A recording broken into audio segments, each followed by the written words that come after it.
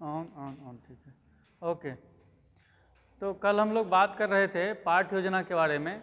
तो उसमें आपने देखा कि पाठ्य योजना में सबसे पहले प्राथमिकांश का होना जरूरी है, जिसमें आपने विद्यालय का नाम, छात्राध्यापक का नाम या छात्राध्यापिका का नाम, हम लोग संस्कृत में लिखते हैं तो विद्यालय से नाम, छात्राध्यापक से नाम, कक्षा, विषय, उपविषय, प्रकरणम, फिर एक वगैरह लिख लेते दिनांक, अवधि, अंतरम, न फिर वासरः, छात्राणाम संख्या, ये सब लिख लिए थे ना। अब उसके बाद पाठ्य वस्तु की बात आती है कि पाठ्य वस्तु का आपका जो टॉपिक होता है, मान लो गुण संधि आपका है, मान लो संधि में, तो गुण संधि का जो मुख्य सूत्र है और जो आप 5-10 उदाहरण शुरू में देने वाले हैं उसको आप पाठ्य वस्तु में लिखेंगे। उसके बाद हम सोपान पे आते हैं कि सबसे पहले कोई भी कार्य हम करते हैं, सबसे पहले हम उद्देश्य का निर्धारण करते हैं। मान लो हमें गुण संधि ही पढ़ाना है, और भी उदाहरण लेंगे आगे। मान लो हमें गुण संधि ही पढ़ाना है, तो गुण संधि पढ़ाने के लिए हम कौन कौन सा उद्देश्य बनाएंगे। तो सबसे पहले क्या होता है कि हम 2 तरह का उद्देश्य का निर्धारण करते हैं, एक सामान्य उद्देश्य और एक विशिष्ट उद्देश्य। सामान्य उद्देश्य में मैंने आपको कल बताया था कि कक्ष में मुख्य विषय पढ़ाते वक्त अनायास रूप से जो कुछ भी और छात्र सीखता रहता है उसको हम सामान्य उद्देश्य में देते हैं। जैसे मान लो गुण संधि पढ़ाते हैं तो गुण संधि के उदाहरण तो उसको समझाएंगे ही, लेकिन उसके साथ साथ कुछ और शब्द रूप, कुछ और धातु रूप आपसे उच्चरित होगा, वो सुनेगा, छात्र सुनेगा, वो भी सीखेगा, कुछ उसकी तर्क शक्ति बढ़ेगी, कुछ व्याकरण के और भी नियम आप बताएंगे तो ये सब भी होता रहेगा। तो ये सब सारे के सारे आप उसमें डाल देते हैं, मतलब सामान्य उद्देश्य में। तो इसमें सामान्य उद्देश्य में ना एक आध चेंजिंग करेंगे या ना करेंगे, आपकी जानकारी के लिए बता दूं। व्याकरण के जितने पाठ योजना बनाएंगे तो सामान्य उद्देश्य में अभी 5-7 बताऊंगा या लिखा दूंगा, तो वही आप और में भी डाल सकते हैं, लेकिन आपकी बुद्धि पर निर्भर करता है कि उसमें चेंजिंग भी करते रहिए। लेकिन दूसरा जो विशिष्ट उद्देश्य है वो हमेशा चेंज होता रहेगा, क्योंकि विशिष्ट उद्देश्य है, जो टॉपिक आप पढ़ाएंगे उसका ज्ञान देना वो आपका विशिष्ट उद्देश्य होगा। इसमें 2 बात आप समझ लीजिए पहले आपकी जानकारी के लिए, कि आपने पढ़ा था इससे पहले बहुत सारे शिक्षा शास्त्रियों के द्वारा बताया गया शिक्षण उद्देश्य। जैसे आपने पढ़ा था B.S. ब्लूम का। B.S. ब्लूम ने शिक्षण के उद्देश्य 3 प्रकार से बताया कि शिक्षण करते समय इन तीनों उद्देश्यों को ध्यान में दो, इस तीन उद्देश्यों के अनुसार आप शिक्षण करो तो आपका शिक्षण सफल होगा, छात्रों को अधिगम भी अधिक से अधिक होगा। वो कौन कौन सा था? ज्ञानात्मक, भावात्मक और भावनात्मक या भावात्मक और क्रियात्मक, ये तीनों उद्देश्य होना चाहिए। एक बात हुई। तो ये विशिष्ट उद्देश्य में हम तीनों को रखेंगे प्रत्येक पाठ्य योजना में। ज्ञानात्मक क्या सिखाएंगे, भावात्मक क्या सिखाएंगे और क्रियात्मक क्या करवाएंगे। कहीं कहीं आपको दिक्कत होगी, लेकिन बनाते बनाते आप ये सब चीज़ समझने लगेंगे। ज्ञानात्मक में आसमान से समझ आएंगे, उसके अतिरिक्त हम लोग अवबोधात्मक भी दे देते हैं, ज्ञानात्मक जैसा ही हुआ। एक बात ये हुई। दूसरी बात है कि मान लो एग्जाम में पूछता है, या फिर आपकी जानकारी के लिए बता दूं, विशेष जैसे सामान्य उद्देश्य के बारे में बताया ना कि सामान्य उद्देश्य अनायास रूप से उस समय पढ़ाते वक्त और कुछ भी जो सीखते रहता है उसे सामान्य उद्देश्य में डाल देंगे।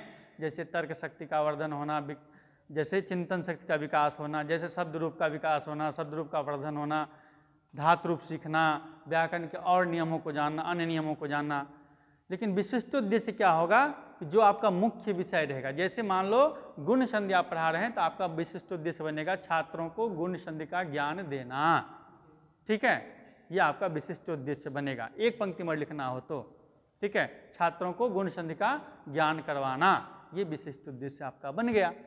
ठीक है, अब यहाँ ये बात हुई कि जो आपको मैंने पहले भी बताया था, जो उद्देश्य हम निर्धारण करते हैं उस उद्देश्य की पूर्ति हम प्रायः 99% कर ही लेते हैं। आप जो कक्षा से पूर्व में पाठ का नियोजन किए, लेसन प्लान बनाए और उसमें आपने गुण संधि चूज किया और आपने उद्देश्य बना दिया कि आज हम छात्रों को गुण संधि का ज्ञान देंगे, तो कक्षा में आगे क्या करेंगे आप? गुण संधि का ही तो ज्ञान देंगे, गुण संधि तो सिखाएंगे।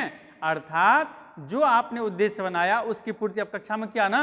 अर्थात कक्षा में जो आप पढ़ाने वाले होते हैं वो उद्देश्य आप पहले से ही बना के रखे रहते हैं आपके दिमाग में, आपकी कॉपी पर। क्यों? और उसी उद्देश्य की पूर्ति आप कक्षा में करते हैं। ये होता है विशिष्ट उद्देश्य। तो विशिष्ट उद्देश्य प्रत्येक टॉपिक के अनुसार चेंज होगा। या यन संधि पढ़ाएंगे तो यन संधि का ज्ञान देना, विभक्ति पढ़ाएंगे द्वितीय विभक्ति का ज्ञान प्रदान करना। समझ रहे हैं बात? आ रही बात पकड़ में? महात्मा गांधी के बारे में पढ़ाएंगे तो महात्मा गांधी के बारे में जानकारी देना, ताजमहल के बारे में पढ़ाएंगे ताजमहल के बारे में जानकारी, ये सब हो जाएगा।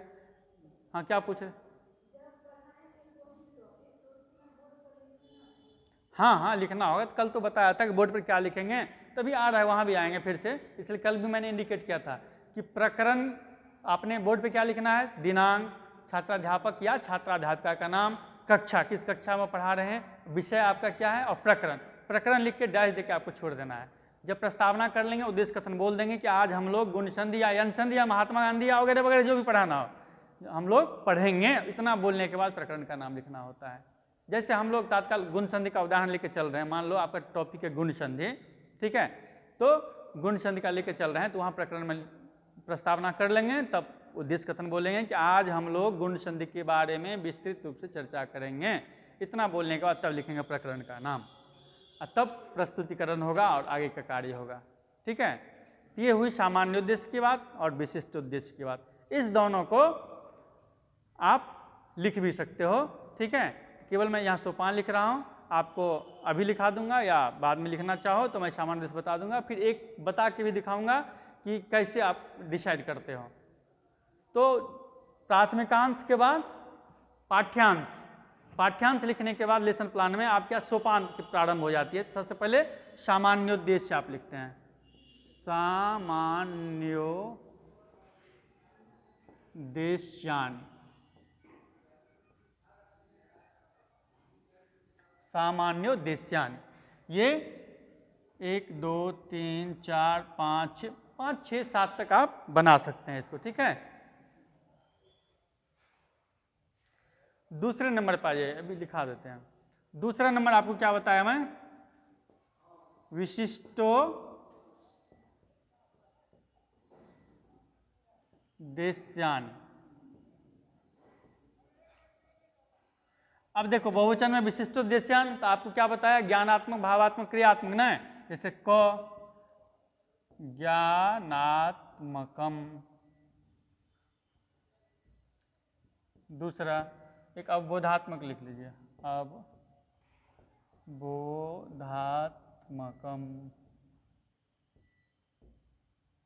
ग भावात्मकम,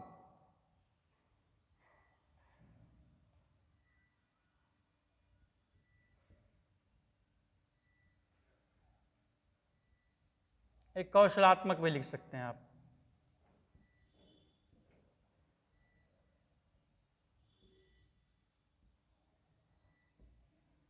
ठीक है, अब देखो इसके बारे में पहले बता देता हूँ। अगर एग्जाम में पूछता है और आपकी जानकारी के लिए, अगर इतना आपको नहीं बनाना है क्योंकि एग्जाम में समय कम रहता है, तो आप एक केवल लिख देंगे विशिष्टोद्देश्यम, विशिष्टोद्देश्यम, एक वचन में है, और वहाँ लिख देंगे, मान लो गुण संधि है तो यहाँ लिख देंगे, बात समझो, तो क्या लिखेंगे, छात्राणाम गुण संदेह ज्ञान प्रदान करणम।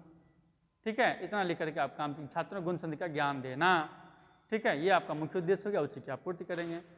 लेकिन जब आपका प्रैक्टिस कर रहे हैं, आपको सीखना भी है, तो इस दृष्टि आपको ऐसे बनाना पड़ेगा। ये ऊपर नीचे भी कर सकते हैं, जैसे कौशलात्मक को पहले लिख दें, भावात्मक को बाद में लिखेंगे, आप पर निर्भर करता है, कोई दिक्कत नहीं है। अब देखो, मान लो आपने गुण संधि के बारे में आपने आपका टॉपिक वहाँ क्या लिखे हैं, विषय में संस्कृतम, कल जैसे बताया था प्राथमिकांश में, और उपविषय में व्याकरण लिखा था, और मान लो प्रकरण आपका गुण संधि है, तो गुण संधि के हिसाब से इसको बना के थोड़ा सा देख लो तो आपको थोड़ा समझ में आ जाएगा। तो गुण संधि के जितने भी उदाहरण हैं, खास करके आगे जो प्रस्तुतिकरण में आप चार्ट पे लिखने वाले हो उदाहरण, आपको कम से कम 10 उदाहरण लिखने पड़ेंगे चार्ट पे। एक चार्ट पेपर लगभग इस साइज का आता है, ठीक है, तो 10 उदाहरण करीब लिखोगे।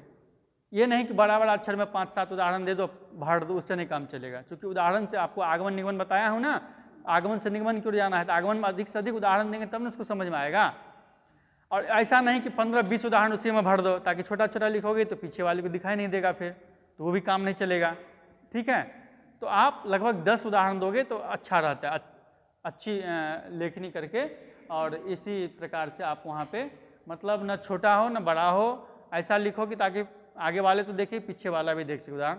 तो वो जो 10 उदाहरण आप देते हो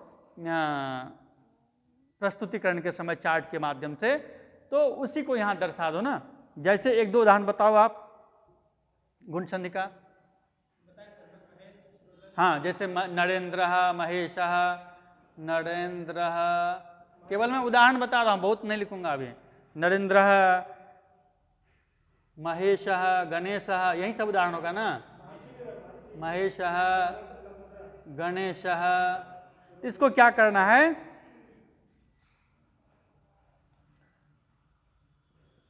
मैं इसको लिखा भी दूं, छात्राः नरेंद्र महेश गणेश, बहुत सारे उदाहरण लिख लेना, ठीक है। इत्यादि गुण संध युक्त उदाहरणानाम विश्लेषणम कृत्वा संश्लेषणम करिष्यति, ऐसा यहाँ लिखना पड़ेगा। समझने के लिए ये समझिए कि ज्ञानात्मक में अगर व्याकरण पढ़ा रहे हैं तो ज्ञानात्मक में आप जितने भी उसके उदाहरण 5-10 आप देना चाहते हैं, 10-15, वो यहाँ दे करके लिख देंगे विश्लेषणम कृत्वा संश्लेषणम करिष्यन्ति, मतलब इसको आपको बताना काम है, ये हुआ ज्ञानात्मक, ठीक है। वहीं अगर आप दूसरा क्या है, अवबोधात्मक, ठीक है। अवबोधात्मक में क्या दिखाएंगे, तो वहाँ आप दिखा सकते हैं, क्योंकि इसका सूत्र क्या है गुण संधि का, आद गुणः, आद्यंग गुणः भी गुण संज्ञा होती है, आद गुणः से गुण होता है, तो आद गुणः इस सूत्र को जानेंगे, ये यहाँ लिखेंगे, ठीक है।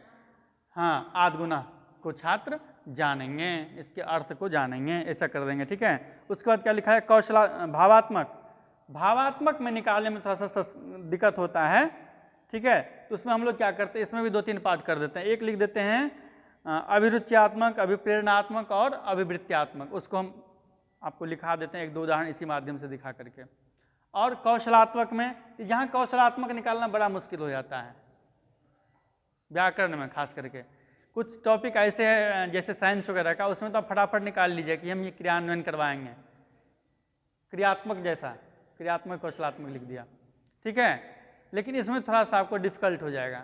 तो यहाँ आप ये दिखा सकते हैं कि छात्र जो गुण संधि का सूत्र और ये उदाहरण सीखे हैं, नियम सीखे हैं, उदाहरण और नियम सीखे हैं गुण संधि का, उसको भविष्य में प्रयोग करने में सक्षम होंगे, इस प्रकार से आपको दिखाना पड़ता है, ठीक है।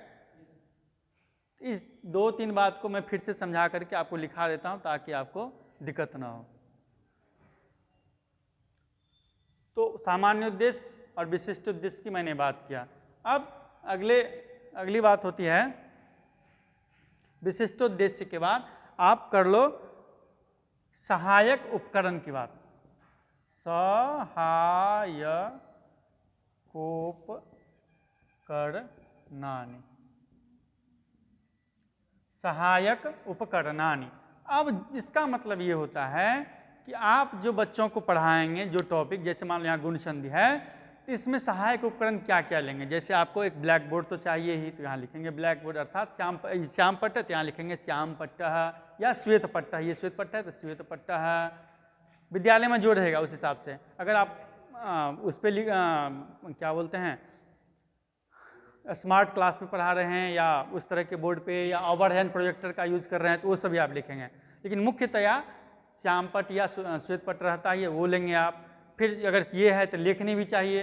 अभी सरकारी स्कूल में बहुत जगह अभी वही वाला है बोर्ड, वो ब्लैक बोर्ड करके सीमेंट का ही बना रहता है, तो उसको लिखेंगे श्याम पट्ट है, सुधाखंड है, चक, फिर मिटाने वाला को मार्जनी, नहीं यहाँ अगर ये है तो श्वेत पट्ट है, लेखनी, मार्जनी बना दो निश्चित को, या वस्त्रम कर दो, कुछ भी कर दो, ठीक है।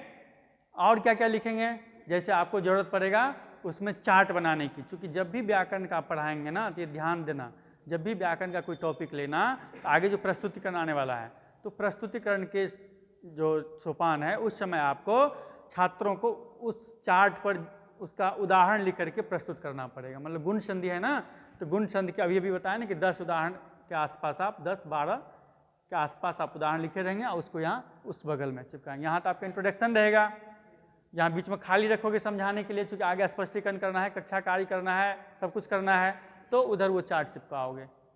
तो आप यहाँ सहायक उपकरण में क्या लिखोगे, चार्ट भी। चार्ट को क्या बोलोगे, उदाहरण पत्र दे सकते हो, एक रहेगा तो उदाहरण पत्रम, बहुत सारा लोगे तो उदाहरण पत्रानी, ठीक है, या फिर स्फोरक पत्र भी बोलते हैं उसको, तो वो आप लिखोगे। कहने का अभिप्राय है कि जो टॉपिक आप पढ़ा रहे हो उसमें जो जो भी सहायक उपकरण लगेंगे वो सब आप वहाँ लिखोगे। अगर आप ओवरहेड प्रोजेक्टर का यूज कर रहे हो तो वो भी आप लिखोगे न, ये आप पर निर्भर करता है। इसी में किसी किसी किताब में या कहीं के आप देखते होंगे यहाँ लिख देता है सामान्य सहायक उपकरणानि और विशिष्ट सहायक सामग्री। सामान्य सहायक उपकरणानि, विशिष्ट सहायक उपकरण, उसी को सामान्य सामग्री और विशिष्ट सामग्री ऐसे भी नाम देता है। तो सामान्य विशिष्ट में क्या है, सामान्य में तो सुधाखंड चाहिए ही, श्वेत पट चाहिए या श्याम पट चाहिए ही, मार्जनी चाहिए ही। तो विशेष तब विशेष में लिख देंगे, वहीं उदाहरण पत्रम या फिर और कुछ आप लाए हो तो उसके बारे में लिख देंगे। जैसे कोई कहानी वाला पढ़ा रहे हो तो वहाँ चित्र वगैरह हो जाएगा, कोई मॉडल लेके पढ़ा तो मॉडल वगैरह हो जाएगा, प्रतिकृति लिख देंगे वहाँ पे। आ रही बात समझ में? लेकिन हम आप क्या करना कि सामान्य और विशेष मत जाओ, आप एक ही रखो, सहायक उपकरणानी, और उसी में जो जो आप यूज़ करते हो आप इकट्ठा लिख दो। खास करके एग्जाम में आप यही करना, जो समय की आपकी बचत होगी।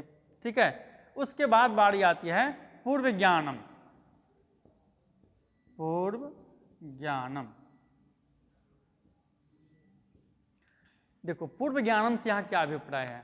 किसी किसी हिंदी किताब में आप देखोगे पूर्व ज्ञानम लिखा रहता है, पूर्व ज्ञान परीक्षण भी लिखा रहता है, दोनों में अंतर है। पूर्व ज्ञानम तो पूर्व ज्ञान हुआ, और पूर्व ज्ञान परीक्षण को हम लोग प्रस्तावना बोलते हैं। तो पूर्व ज्ञानम में क्या करना है, जो टॉपिक आप पढ़ाते हो उससे संबंधित छात्र कितना जानकारी रखता है, ये चीज़ आपको यहाँ बताना रहता है। कॉपी पर भी लिखना है और अपने दिमाग में भी लिखना है, तभी तो आप आगे प्रस्तावना बना पाओगे। समझ रहे हैं? इसी को आधार मान करके प्रस्तावना बना सकते हो आप। इसलिए पूर्व ज्ञान में आपको थोड़ा सा दिमाग लगाना पड़ेगा। अभी मान लो आपका टॉपिक चल रहा है, आप टॉपिक पढ़ाने वाले हो गुण संधि, इसमें क्या पूर्व ज्ञान में क्या लिख सकते हो? अगर लिख दोगे कि छात्र संधि पूरा जानता है तो भी तो आप पढ़ा क्यों रहे हो तब? अगर आप लिख दो तो गुण संधि जानता है तब क्यों पढ़ा रहे गुण संधि? तो यहाँ चालाकी करते हुए लिख लेते हैं, खास करके स्तर के अनुसार, कक्षा के स्तर के अनुसार भी लिखना पड़ता है। चूँकि 5वीं 6वीं में पढ़ाओगे तो नहीं जानते रहता, तब तो आप लिख दोगे छात्रा न जानन्ति या फिर छात्रा किंचित जानन्त। लेकिन थोड़ा बड़े छात्र को पढ़ाते हो तो एक आध बार वो पढ़ा रहता है, भले उसको नहीं आते रहता है, तो ऐसी स्थिति में आप लिखते हो छात्रा संधि विषय किंचित जानन्ति, छात्र संधि के विषय में थोड़ा जानकारी रखते हैं। अब आपको प्रस्तावना करने में सहूलियत हो जाएगी, क्योंकि आपने बोल दिया कि छात्र थोड़ा सा संधि के बारे में जानकारी रखते हैं। तो प्रस्तावना कैसे करेंगे, आगे बारी आ रही है। पूर्व ज्ञान के बाद प्रस्तावना की।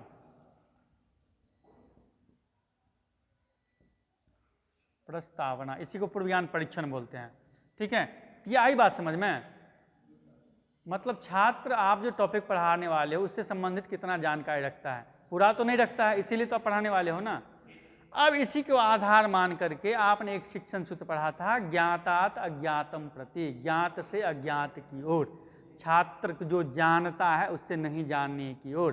तो छात्र थोड़ा सा संधि की जानकारी यहाँ रखता है, ठीक है, तो वो जानना हुआ। और नहीं जानना यहाँ क्या हो गया, गुण संधि, जो गुण संधि पढ़ाने वाले हो तो वहाँ से यहाँ तक आपको लाना है। ठीक है, तो इस शिक्षण सूत्र के अनुसार प्रस्तावना का आपको निर्माण करना है। अब यहाँ 2-3-4 चीज़ समझ जाइए। यहाँ से आपको कॉलम भी बनाना है, सोपान का, शिक्षण उद्देश्य का, अध्यापन बिंदु का, छात्राध्यापक क्रिया, छात्र क्रिया, सामपट्टिकार, यहीं से आपका काम स्टार्ट होता है कक्षा कक्ष में। यहाँ तक तो आपके दिमाग में रहता है, आप व्यवस्थित करते हैं पाठ्य योजना को, और कक्षा कक्ष में यहीं से स्टार्टिंग आप करते हैं। तो सबसे पहले आपको बताया गया है कि प्रस्तावना पूर्व ज्ञान परीक्षणार्थम नूतन ज्ञान अभिप्रेरणार्थम प्रस्तावना भवति। अगर 2 नंबर में एग्जाम में आ जाए, संस्कृत में लिखना हो तो आप लिख सकते हो पूर्व ज्ञान परीक्षणार्थम नूतन ज्ञान अभिप्रेरणार्थम प्रस्तावना भवति। अर्थात छात्रों को पूर्व ज्ञान का परीक्षण करना और नूतन ज्ञान की ओर अभिप्रेरित करना या जानकारी देना प्रस्तावना कहलाती है। यह प्रस्तावना अगर और मान लो 4 नंबर में आ जाता है तो और 1-2 पंक्ति जोड़ दो। यह प्रस्तावना ज्ञातात अज्ञात, ज्ञात से अज्ञात के, नॉन टू अननॉन, इस शिक्षण सूत्र के आधार पर बनाया जाता है। तब एक उदाहरण दे दो तो आपको बढ़िया से नंबर दे देगा। आ रही बात समझ में? अब यहाँ ज्ञात से अज्ञात के बना। अब ये प्रस्तावना बहुत प्रकार से हो सकती है, जैसे प्रश्न के माध्यम से, चित्र के माध्यम से, ठीक है, श्लोक के माध्यम से भी आप कर सकते हैं, छोटी सी कथा के माध्यम से भी कर सकते हैं।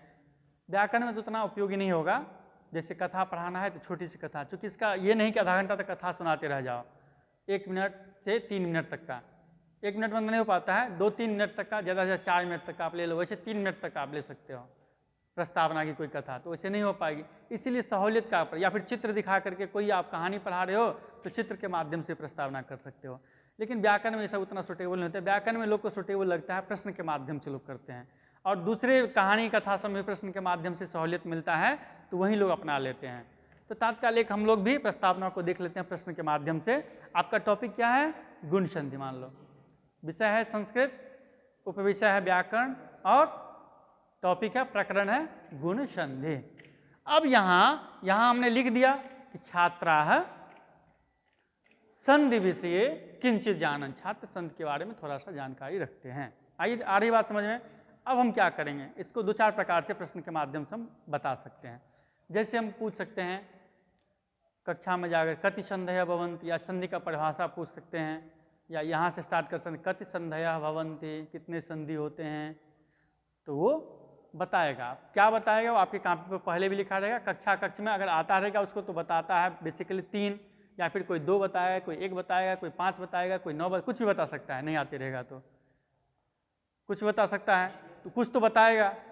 तो आपकी कॉपी पर क्या लिखा रहेगा, प्रश्न रहेगा आपका। देखो प्रस्तावना में एक चीज़ और समझ लो, आगे आप जब कॉलम बनाएंगे तो वहाँ रहेगा प्रस्तावना में प्रश्न, प्रश्ना, आप प्रश्न करोगे और यहाँ आपकी कॉपी पर पहले से लिखा रहेगा संभावित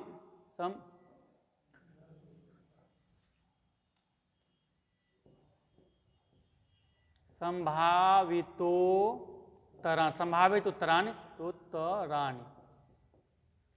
अब यही ट्रिक अपनाना पड़ेगा तो आपका प्रस्तावना, एक ट्रिक है कि ज्ञात से अज्ञात की ओर, तब प्रस्तावना सफल होगा। दूसरा है कि आपके कॉपी पर भी आपको रहना चाहिए। आपने प्रश्न पूछा कति संधयः, कति संधि, कितने संधि हैं, तो संभावित उत्तर पहले ही आप लिखे रहेंगे अपने कॉपी पे। कितने होते हैं, आपकी कॉपी पर त्रयः लिखा हुआ है पहले से, ठीक है, लिखा हुआ है ना।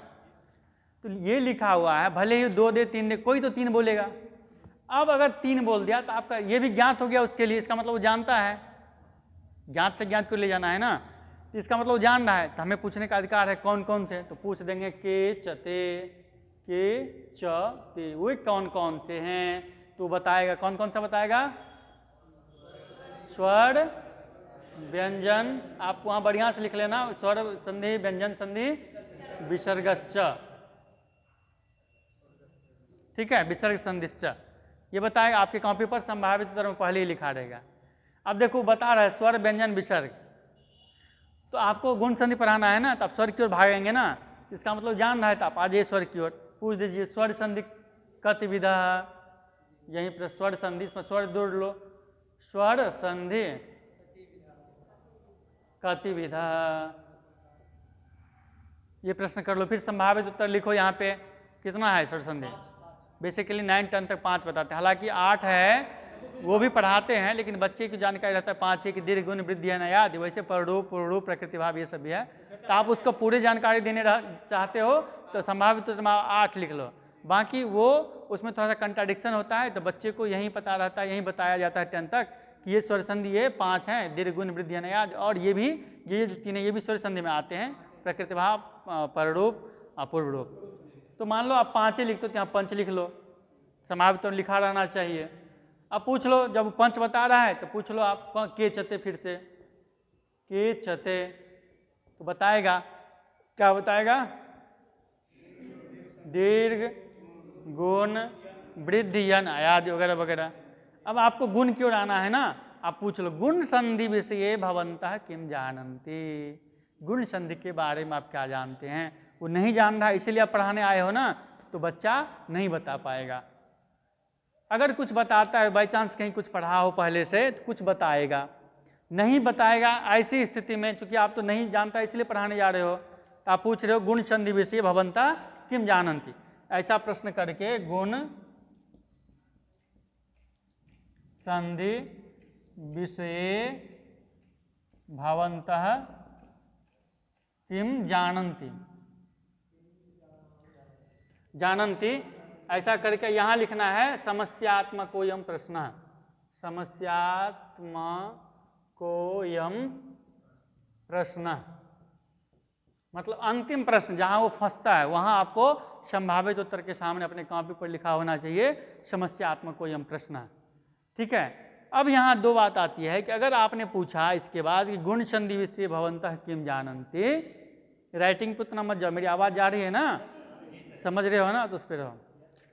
गुण संधि विषय भवन्तः किम जानन्ति, तो नहीं पढ़ा है तभी तो पढ़ाने जा रहे हो, तो चुप रहेगा, या फिर किसी को कुछ आता है तो कुछ बोलेगा, तब भी हम क्या करेंगे, बोलेंगे कि ठीक है आज हम लोग गुण संधि के बारे में विस्तृत रूप से पढ़ेंगे। तो आगे के सोपान आते हैं प्रस्तावना के बाद उद्देश्य कथनम। आपका उद्देश्य क्या था यहाँ पे? गुण संधि की जानकारी देना। तो यहाँ क्या लिखेंगे? अद्य वयम गुण संधि विषय विस्तृत रूपेण पठिष्यामः। अब एक बात और समझो, ये जो उद्देश्य कथन आप बोलोगे, ये नहीं कहोगे कि हम आपको पढ़ाएंगे, बोलेंगे हम लोग पढ़ेंगे। ये ध्यान रखना है हमेशा। हम पढ़ाएंगे ऐसा नहीं बोलना, मैं पढ़ाऊंगा ऐसा नहीं बोलना, हम लोग पढ़ेंगे। अद्य वयम गुण संधि विषय पठिष्यामः या अद्य वयम गुण संधि विषय विस्तृत रूपेण पठिष्यामः। आज हम लोग गुण संधि के विषय में विस्तृत रूप से पढ़ेंगे। ठीक है, ये आपको बोलना है। ये बोलने के बाद कल जो बताया था बोर्ड पे जो लिखते हो, अभी बताया था, जब प्रकरण लिख करके छोड़े रहते हैं ना, बताया था ना प्रकरणम। अब जब इतना बोल दिए, प्रस्तावना कर लिए, इतना बोल दिए कि अद्य वयम, आज हम लोग गुण संधि के बारे में विस्तृत रूप से पढ़ेंगे, तब यहाँ लिखेंगे गुण संधि, मतलब प्रकरण का नाम। अब उसके बाद प्रस्तुतिकरण करना है, उसके बाद आगे के सोपान फॉलो करेंगे। ये आ रही बात समझ में? अब एक दो बात फिर से यहाँ समझ लो कि ये प्रस्तावना ज्ञातात अज्ञातम प्रति सूत्र के आधार पर हमेशा बननी चाहिए, तभी आपका शिक्षण सफल होगा। और संभावित उत्तर भी आप कॉपी पे लिखे रहो, और वहीं बेसिकली उसके स्तर के अनुसार सेट करोगे ना। अभी तो मैं बहुत समझाने के लिए छोटा उदाहरण ले रहा हूँ।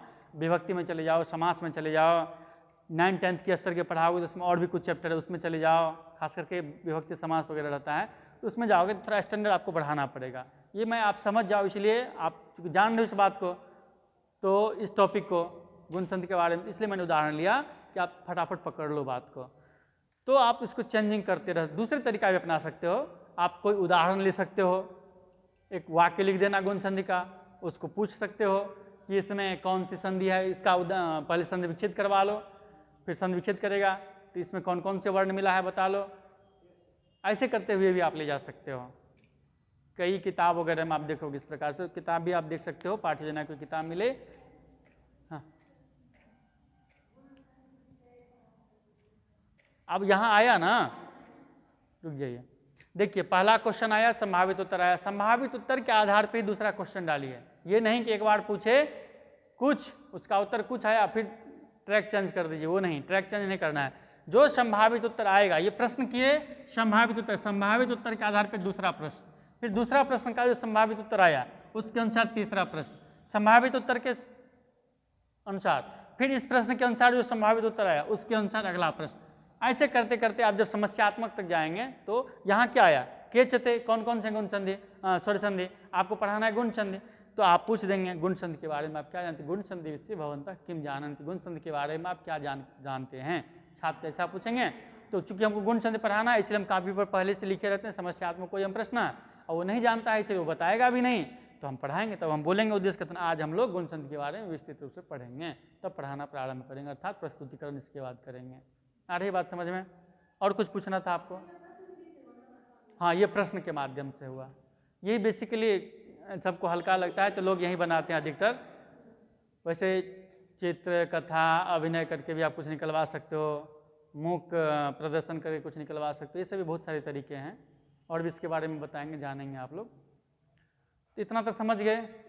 प्रश्न भी आप चेंज कर सकते हैं, ये सब आप पर निर्भर करता है, आपके टॉपिक पर निर्भर करता है। अब एक सोपान और समझ लो, उसके बाद आगे के सोपान समझेंगे। प्रस्तावना तो समझ गए, यहाँ से कॉलम भी बनाए हो, अगले दिन बताएंगे कैसे कैसे कॉलम बनेगा।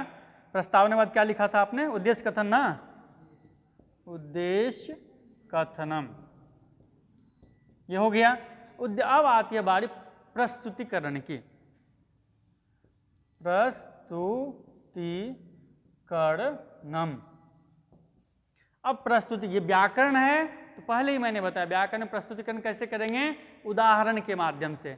आपने पढ़ा था ना, लक्ष्यम प्रदर्श लक्षणम परिकल्पनम नाम आगमनम, लक्ष्य को प्रदर्शित करके लक्षण की ओर जाना आगमन कहलाता है। लक्ष्य मतलब शब्द मतलब उदाहरण, नहीं, लक्षण मतलब नियम मतलब सूत्र मतलब नियम, उसकी ओर जाना है।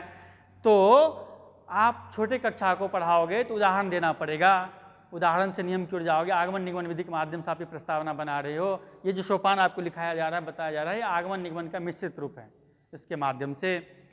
तो मान लो चार्ट लगभग इतना बड़ा होता है, इसमें लगभग 10 उदाहरण आप अपने घर पे ही चार्ट पे लिख के लाओगे, और यहाँ डबल टेप लगा देना या कुछ करके यहाँ आप चिपकाओगे। जब प्रस्तावना कर लोगे, उद्देश्य कथन बोल दोगे, तब बोर्ड पे प्रकरण का नाम लिख देना है। अब आप वो चार्ट निकाल करके यहाँ चिपकाओगे। प्रस्तुतिकरण, यही हो गया प्रस्तुतिकरण। अब उसके बाद आती है बारी सामान्यीकरण या नियमीकरण की। सामान्यीकरणम, जनरलाइजेशन, ठीक है, सामान्यीकरणम। अब जो आपने ये उदाहरण दिया ना, मान लो गुण संधि है, तो चलो यहाँ लिख लेते हैं एक दो, गण जोड़ ईशः बराबर गणेश। गुण संधि का उदाहरण है जी, नर जोड़ इंद्र बराबर महाजोड़, एक सेकंड रुक जाए, महाजोड़ ईशः महेश। वहाँ दिख रहा है अति मेरे, दिख रहा है, कट गया, ये साफ नहीं दिख रहा होगा। अच्छा दूसरे दिन और कर लेंगे। अब देखो 3 उदाहरण दिख रहा है ना, या ऐसे ऐसे करते आप 10 उदाहरण देना। इसमें भी सीरियल में लिखना, ओ के बाद ई आता है तो क्या होता है, ओ के बाद ऊ आता है तो क्या होगा ना, ऐसा सीरियल बनाना, वो भी बताएंगे आगे। तो उसको समझने में छात्र को सहूलियत होता है। अभी मैं ये समझा रहा हूँ सामान्यीकरण क्या होती है। तो ये जो उतना उदाहरण दोगे आप, उसको एक तरफ से आप जनरलाइजेशन करोगे। अब देखो बीच में जगह भी आपको खाली रहना बताया था ना, इंट्रोडक्शन इधर लिखना, चार्ट उधर, बीच में जगह खाली रहेगा। अब वो देखो छात्रों से आप पूछोगे, बच्चे देखो कौन कौन से गण शब्द में अंतिम वर्ण कौन है, तो बताएगा अ, ठीक है। ईशा में पहला वर्ण कौन है, ई, देखो दोनों मिलके क्या हो गया, तो बताएगा ए। देखो ये हो गया। ऐसे कर, नर में के अंतिम वर्ण क्या है, अ, और इंद्र में पहला वर्ण क्या है, ई, दोनों मिलके क्या हो गया, यहाँ भी ए हो गया। उसी तरह ऊ का उदाहरण देना, और भी उदाहरण दे करके 10 तो आप समझ रखना। तो ये जो आप बना रहे हैं जिसको बोलते हैं जनरलाइजेशन, इसी के साथ साथ आपका नियम भी निकल गया। यही नियम भी आपका कि ओ ई बराबर ए होता है, ओ के बाद ई रहेगा तो ए हो जाएगा, ओ के बाद ऊ रहेगा तो ओ हो जाएगा। तो ये नियम भी निकल गया ना। तो सामान्यीकरण के बाद नियमीकरण भी हम लोग लिखते हैं, नियमीकरणम।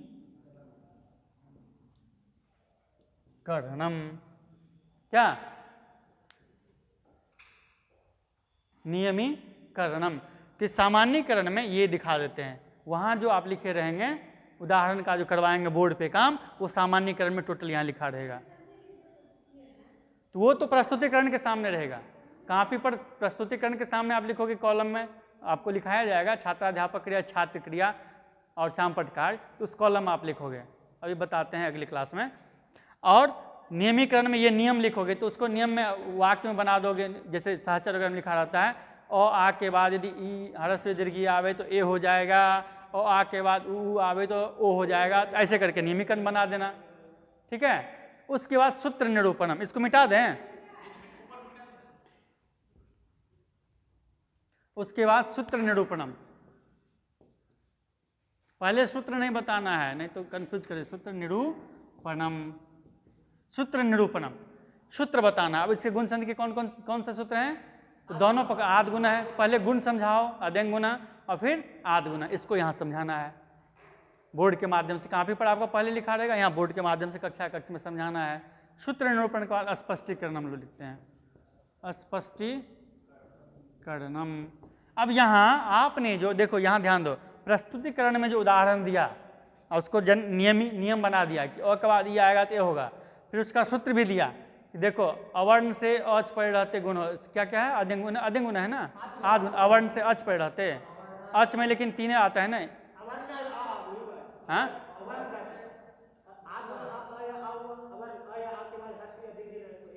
हाँ, तो वो आपको यहाँ स्पष्ट करना है।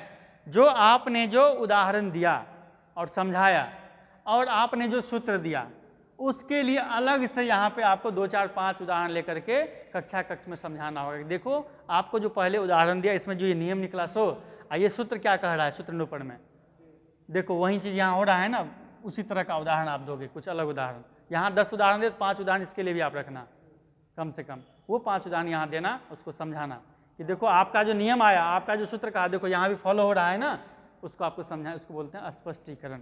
जब छात्र स्पष्ट हो जाएगा तब है कक्षा कार्यम, इसी को मूल्यांकन कार्य भी कहते हैं, कक्षा कार्यम। अब मूल्यांकन करना है छात्रों का कि छात्र कितना समझा, इसके लिए कुछ अलग उदाहरण और रखना, कम से कम 4, 5। तब अब आप सहायता नहीं करोगे। प्रस्तुतिकरण में अब छात्र की सहायता से जनरलाइजेशन या नियम निकलवा रहे थे, सूत्र आपने बताया, स्पष्टीकरण छात्र की सहायता से आपने किया। अब कक्षा कार्य में आप सहायता करोगे वो बनाएगा, वहाँ पे प्रस्तुतिकरण में वो सहायता कर रहा था सामान्यकरण में, लेकिन अब आप सहायता करोगे वो बनाएगा, तब ना मूल्यांकन कर पाएंगे आप। यहाँ कुछ और अलग उदाहरण दो, तो कभी आप संधि विच्छेद करके संधि करने के लिए पूछ सकते हो, कभी संधि किया हुआ संधि विच्छेद करने के लिए दे सकते हो, या रिक्त स्थान की पूर्ति करने के लिए, या गुण संधि का सूत्र का अर्थ बताने के लिए। इस तरह से जो उस समय आपको लगे अच्छा, पहले से नियोजन कर लिया करो छात्र के स्तर के अनुसार, वो चीज़ आप यहाँ करोगे कक्षा कार्य में, ताकि उसका आप समझ जाओगे ना, समझा के नहीं। इसके लिए अलग उदाहरण चाहिए ना आपको, नहीं तो सेम बता दोगे तो पकड़ ही लेगा ना, नहीं तो अलग उदाहरण। उसके बाद होमवर्क दे दो, गृह कार्यम। अब होमवर्क दो इससे संबंधित, होमवर्क का भी नियम है, उसको बताएंगे। तो ये बेसिकली आपका इतना सोपान आपको फॉलो करना पड़ता है। यहाँ भी आगे बताएंगे कि इस दोनों में से दोनों रखना है कि नहीं, या एक ही रखना है, क्योंकि थोड़ा ही अंतर है।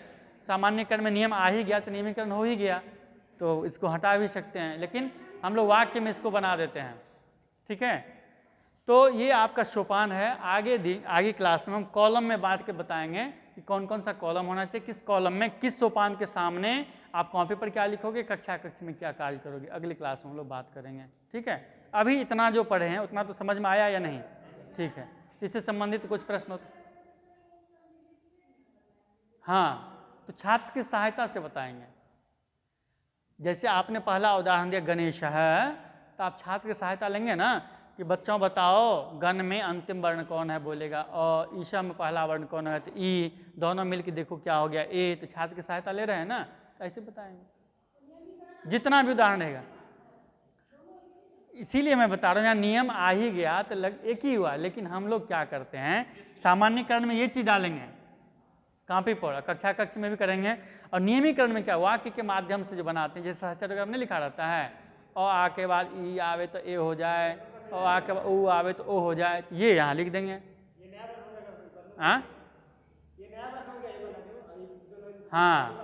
ठीक है, ये चेंजिंग होता है, देख लेंगे, इसको छोड़ भी सकते हैं, कोई एक रख सकते हैं इसमें से, बाकी सब है। तो कितना सोपान हो गया लिखे हैं आप लोग क्या, देख लीजिए कितना सोपान हो गया, 12, 14 हो गया, सामान्य विशिष्ट सब लेकर के 14। तो ये 14 सोपान या जितने भी हुए हैं, इसको आपको फॉलो करते हुए आपको टीचिंग करना है, एक बात। दूसरी बात, इसको कॉलम के हिसाब से आपको हम बताएंगे, सुन रहे हो। दूसरी बात, कॉलम बना करके अब अगली कक्षा में बताएंगे, तो उसको भी आपको फॉलो करना है, ठीक है। और इससे संबंधित जो भी प्रश्न होगा वो आप पूछते रहेंगे, हम बताते रहेंगे। अभी इतना ही रहने दीजिए, ठीक है। धन्यवाद आपको, बंद करो।